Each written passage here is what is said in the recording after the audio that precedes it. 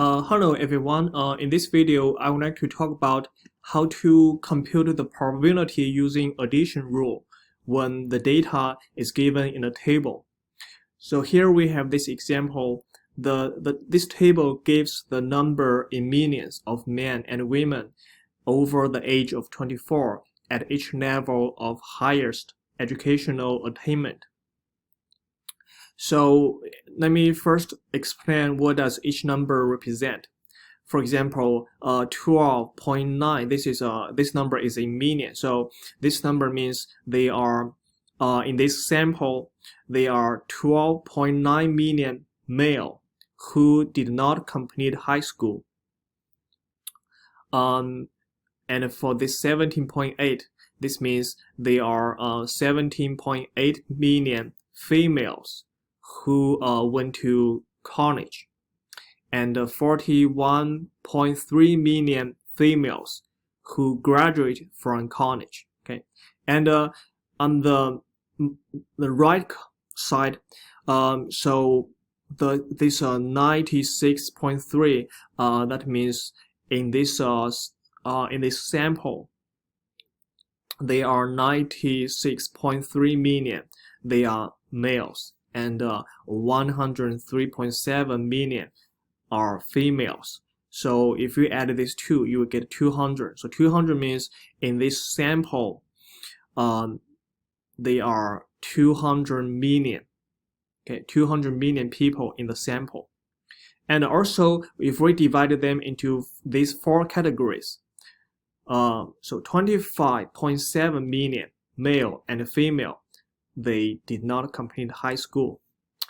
62.5 million male and female, they completed high school, and 33.7 million male and female who went to college, and 78.1 million male and females who graduated from college. And if you add these four numbers, you also will get 200.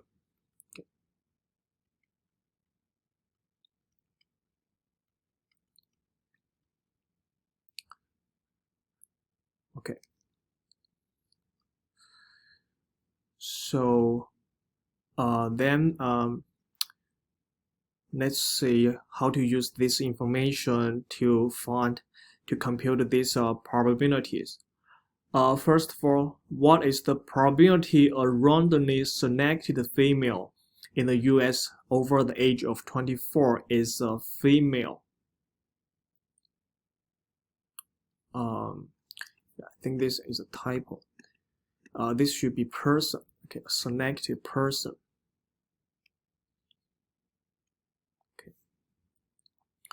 Okay, so in this sample, we know that 103.7 million are females.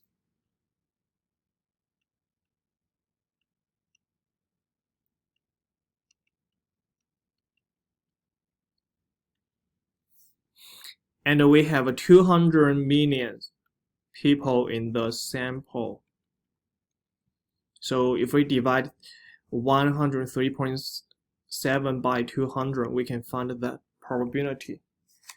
So which is 0.5185. Number 2 says, what is the probability a randomly selected person in the US over the age of 24 is a college graduate? Now there are 78.1 million people who graduate from college.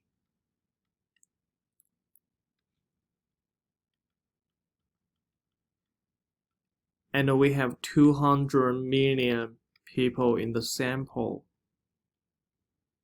So the probability is 0.3905. Okay. Number 3, we are asked, what is the probability that a randomly selected person is a female or a college graduate? So here you don't want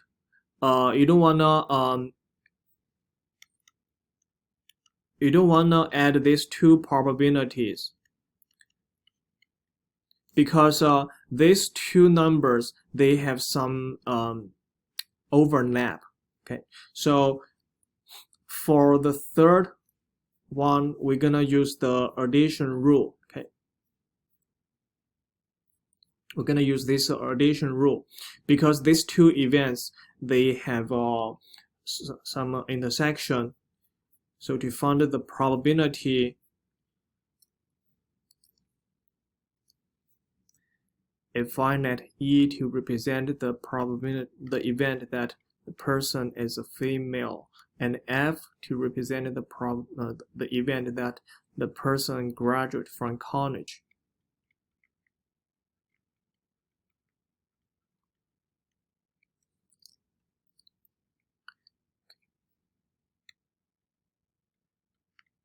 So I need to find out this event.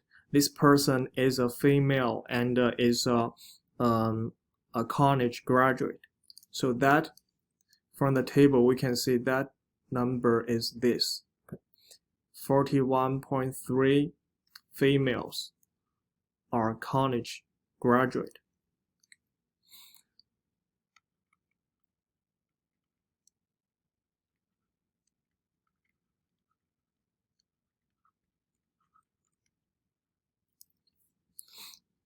So the probability of E, we said, is 103.7 over 200, and probability of F is 78.1 over 200, and the probability E and F, that is 41.3 over 200.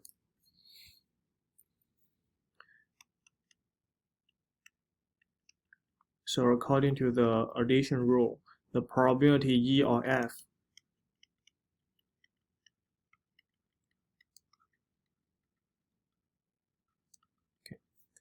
gonna be given by 103.7 plus 78.1 minus 41.3 and over 200. So the probability is 0.7025. Okay.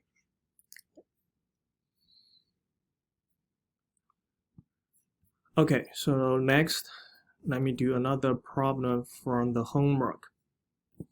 A university conducted a survey of 383 undergraduate students regarding satisfaction with the student government.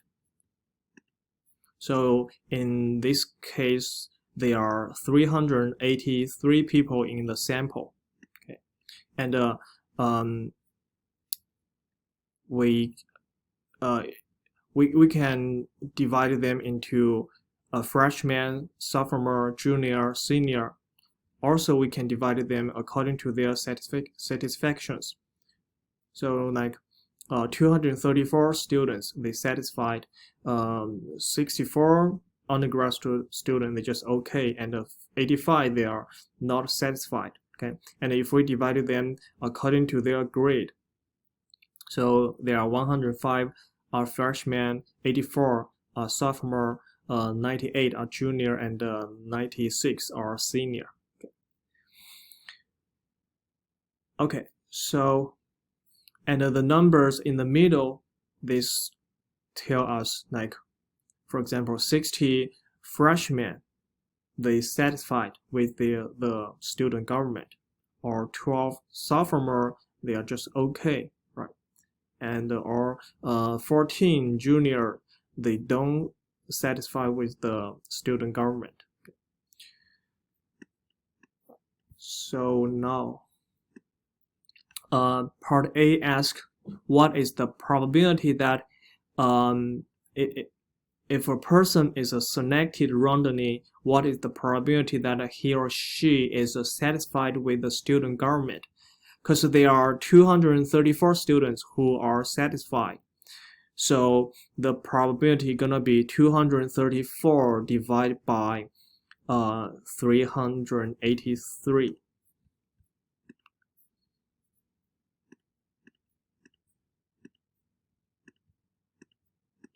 Okay, so that's why the answer is 0.611.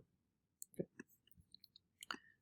Now for part B, what is the probability this person is a junior? Now, how many juniors do we have in the sample? We have 98 juniors.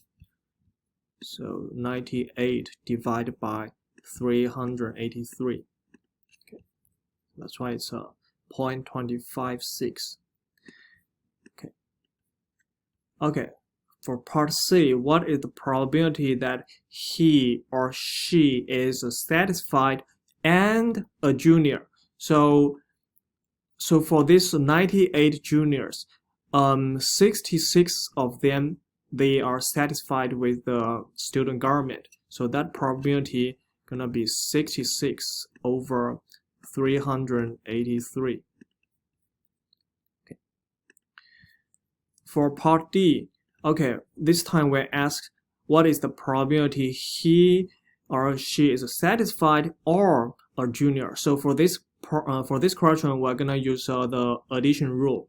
So we first find out the probability the person is satisfied, and we added the probability the person is a junior, which we find early, right? And then we minus the probability of the intersection, which is the answer from part C. So